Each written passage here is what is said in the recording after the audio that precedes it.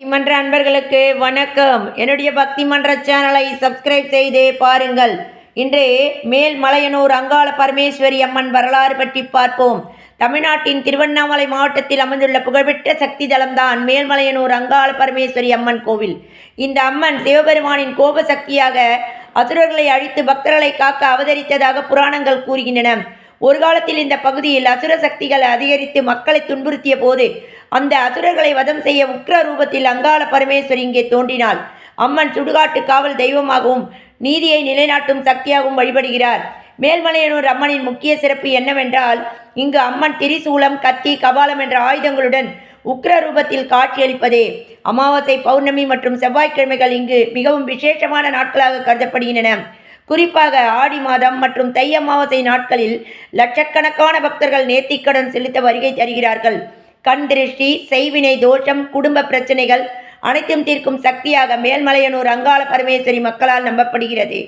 உண்மையான பக்தியுடன் வேண்டினால் அம்மன் அருளால் வாழ்க்கை மாற்றம் நிச்சயம் என்று பக்தர்கள் கூறுகின்றனர். அங்காள பரமேஸ்வரி துணை. அம்மன் அருள் அனைவருக்கும் கிடைக்கட்டும். மஞ்சளிலே நீராடி குங்குமத்தால் பொட்டிட்டு பூவாடை காரியம்மா நீ மருளாடி வரும் அம்மா.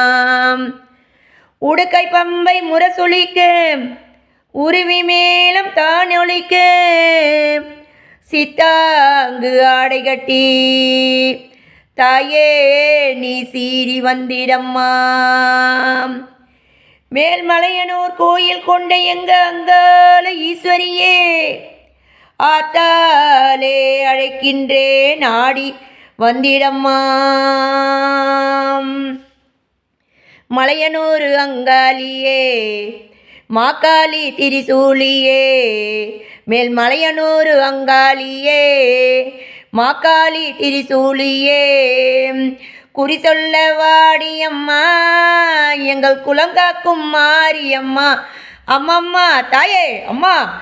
மலையனூர் அங்காளியே, மாக்காளி திரிசூலியே, குறி சொல்ல வாடியம்மா எங்கள் குலங்காக்கும் மாரியம்மா. சித்தாங்கு ஆடை கட்டி நீ சிங்கார ரதமீதேறி, சித்தாங்கு ஆடை கட்டி நீ சிங்கரத மீதேறி தேரோடும் வீதியிலே தாயே நீ ஆடி வருவாயம்மா. அந்தரியே சுந்தரியே எங்கள் அங்காள ஈஸ்வரியே, அந்தரியே சுந்தரியே எங்கள்